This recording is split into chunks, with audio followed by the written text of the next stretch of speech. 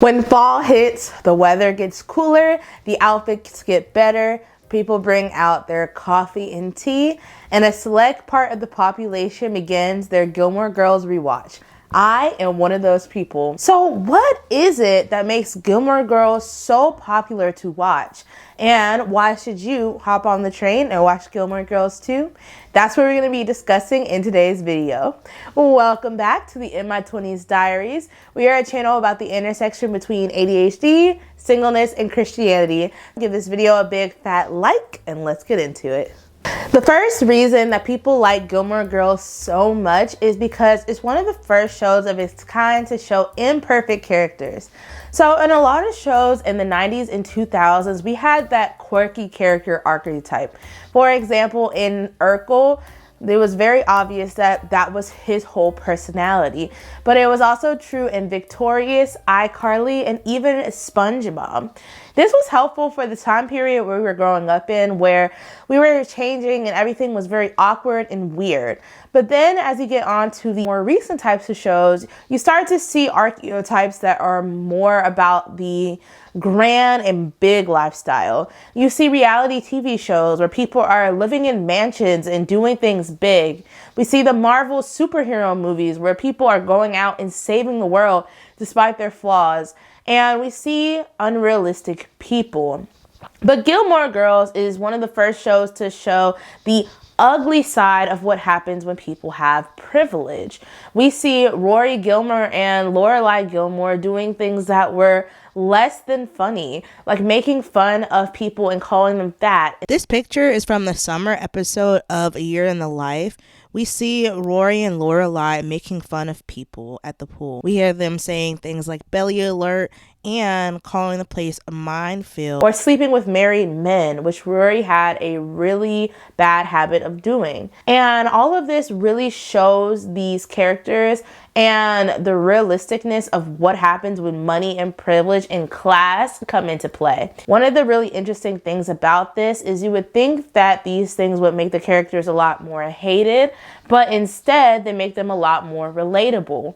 No, I didn't personally steal a yacht, but I have definitely let my fear of failure lead me to making decisions that were poor at the time.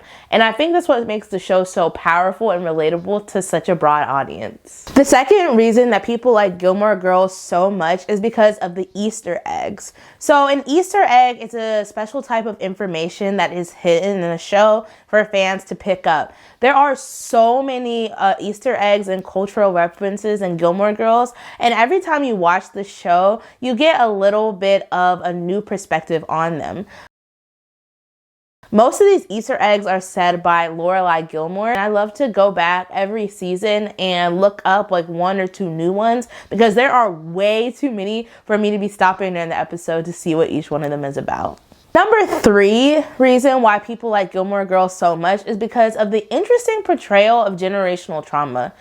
I feel like in a lot of shows, generational trauma is portrayed to be a very overt thing, which is where it's very like out in the open and you see it.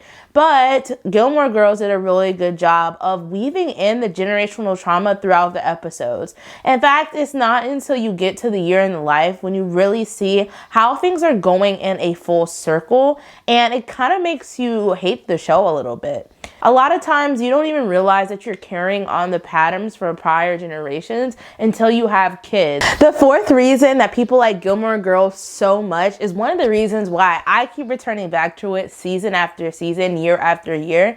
And that is because of the portrayal of fall and winter. From the love to the decorations to the crisp outfits, it's just such a nice thing. And Gilmore Girls is one of the rare shows of its kind that uses winter and fall to really weave throughout their plot. And in my opinion, some of the best episodes happen in both fall and winter. And so I love to return back and watch it every single year. The fifth reason why people like Gilmore Girls so much is because it's very bingeable. There are a ton of episodes to watch. And I think it's so sad that Netflix is now tending towards a much more smaller type audience. In fact, for a lot of shows now, they usually have like 1 to 2 seasons, and then they might have like 5 to 7 episodes per season, and it makes it really hard to binge watch these episodes. But Gilmore Girls had 7 full seasons, and then it had the A Year in the Life, which I don't even like to talk about. Comment below if you would like me to do a video on the Year in the Life, because I have a lot to say about that. But my point is that there is a lot of episodes to sift through. And a really cool thing about Gilmore Girls is that there are a lot of quote-unquote filler episodes. So it's a great show to watch while you're cleaning or cooking or studying. Filler episodes are interrelated and interconnected into the general plot as a whole. And so it makes it really, really cool to watch them anyway. The 6th reason why people like Gilmore Girls so much and they return to it year after year is because all the townspeople have a very unique personality.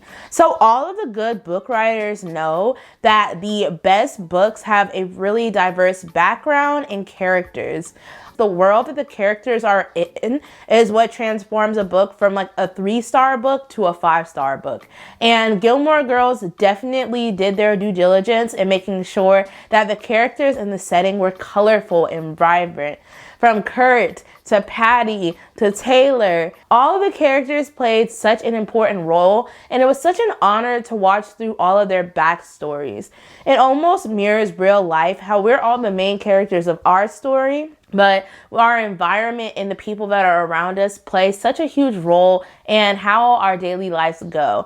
The 7th reason that people like Gilmore Girls is because the town is so bizarre. This kind of goes opposite of number 6, because I just talked about how the ability of having all these diverse characters makes them realistic to real life. But the town itself is not realistic. Where would you find a town where most people are one race? They have all of these events like every few weeks, and the events in themselves are a little bit bizarre. It's a very rare thing to find, even though the show is based off of a real city in, I don't remember where they said, but I'll put it right here. Because it is so bizarre, it gives you a sense of escapism. And so I find myself going to Gilmore Girls when real life gets a little too heavy. And I know that I'm not the only one who feels this way. The 8th reason that people like Gilmore Girls so much is actually kind of controversial, but I would be amiss if I didn't say this one, and that is because of the ships. Both Lorelai and Rory go through men a lot in this series. In the first few seasons, we see Rory go through with like 4 different guys: Dean, Jess, Logan, and then a little thing that she had with Marty. And then we see the same with Lorelai Gilmore with Christopher, Luke, obviously. And then there was a couple of other guys in the first like 2 seasons that I don't really remember all that well. And I think it's just really interesting to look at each of the ships and like examine their like pros and cons. And it's like as you begin to watch and rewatch the season, your thoughts and views on what is good change. Like on my first rewatch, I was in love with Jess and Rory in the first 7 seasons. But when I rewatched it again this year, I saw how toxic the relationship actually was. The same thing happened for Dean. When I watched the episodes the first time, I thought Dean and Rory were a pretty cute couple. But this year when I rewatched it, I absolutely despised Dean, and I actually saw him as being a little bit more of a creepy person. And I think it's so cool that as you grow, your views on a relationship and how things are going grow too. And that's one of the things that I love the most about Gilmore Girls. So number 9 is juicy, because I'm about to go through all of the best episodes of Gilmore Girls. And this is because the 9th best thing about Gilmore Girls, and the reason why people like Gilmore Girls so much, is because not all of the episodes are equal. But before I delve into that, if you have made it to this point in the video, make sure you give this video a big fat like. The like tells the algorithm that you like this content, so it can recommend it to more people. We are almost at 100 subscribers, and I am so excited.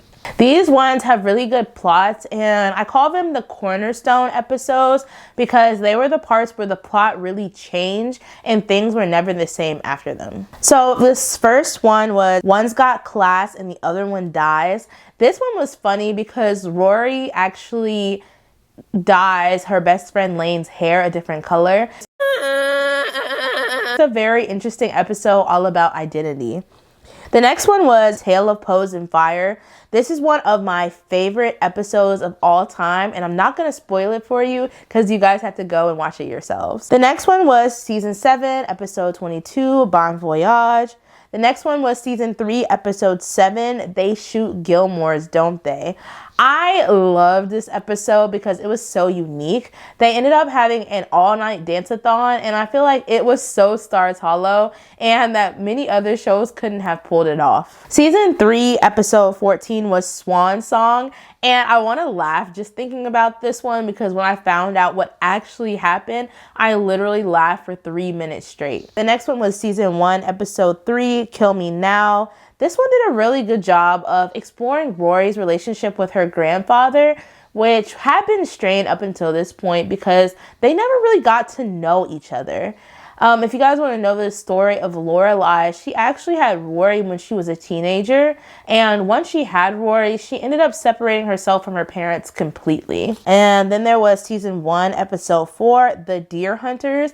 We really see the imperfections of Rory in this episode, and I loved it because up until this point, everybody has kind of been like kissing up to Rory and making her seem like a little baby Jesus. And then finally is season 7, episode 21, On to the Breach.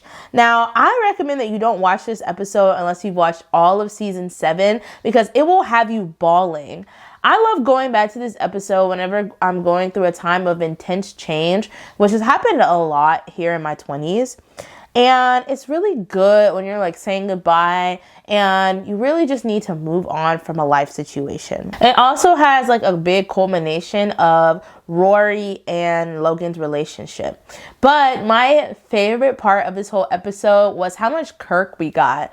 This episode contains Kirk's biggest stunt of all time, and I think you guys are going to find it really interesting. I feel like Gilmore Girls did an amazing job of making the women the main characters. And of course, men were involved in the TV show, but the whole show was not about them finding love or looking for a boyfriend, which so often is what we get from like teen and young adult TV. And I think it's important too to see that men can be a part of your life while also being a part of like a much bigger landscape and story about family and about the places that we grow up in. So that was my video today on why people like Gilmore Girls so much. Comment down below, do you agree? And are you part of the Gilmore Girls rewatch club? If so, please, let's start a discourse down below. Now, let's get on to the moment of inspiration. So in today's moment of inspiration, we're gonna be going back to a book that I referenced in a few videos back called Healing the Soul of a Woman by Joyce Myers. Today, we're going to be on page 55. Chapter 7, which is all about hurting people hurt people. And the verse for this page says, "Behold, never avenge yourselves, but leave the way open for God's wrath, for it is written, vengeance is mine, I will repay, says the Lord." I think this was so important to talk about because a lot of Gilmore Girls is focused on the hurt that the women cause each other generation after generation. And this says, on your journey of healing, possibly the most difficult thing that God will ask you to do is to forgive the people who hurt you. It certainly was very challenging for me. One of the things that helped me a lot was when God showed me that hurting people hurt other people. We normally only think of how much we are hurting and then proceed to be angry with the people who have hurt us, but most of the time they are hurting too. My father finally told me when he was 80 years old that he was sorry for the essay in my childhood. He then went on to say, "I had no idea that what I was doing would hurt you so badly." In some ways, that sounds preposterous. How could he not know he was hurting me? But he was so absorbed in his own desires that he never even considered how his actions were impacting me. I eventually discovered that my father had come from a family in which this behavior was not uncommon. And I seriously doubt that he ever realized that his ungodly actions were the result of pain in his own childhood. And so I'm going to close the book there, but I think it is really powerful that when we are talking about topics such as generational trauma, that we are able to reach a point of forgiveness. I myself was actually bullied in high school, and one of the things that helped me was learning that my bully themselves were dealing with a lot of things as well. So forgiveness does not mean that the behavior was acceptable, but what it does mean is that you are freeing yourself from the pain and the responsibility of carrying that person's burden. And unforgiveness truly is a burden. So now I'm going to pray us out. Dear Lord, thank you for this video and thank you for the people that are watching. Lord, I pray that if this person is dealing with forgiveness and unforgiveness, that you would just please help them and show them the best way that they can walk through this. And I pray, Lord, that if there is somebody who came to this video who is not a Christian right now, I pray that you would just open their minds to the Bible and to the ideas inside of it. And I just thank you for everything. In Jesus' name I pray, amen. But anyway, make sure that you grab yourself a copy of this book.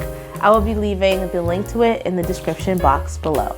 Anyway, thank you so much for watching, and make sure you watch this video here or here in the cards. Anyway, I love you to the moon and back, and make sure you share the love of Jesus with one person this week.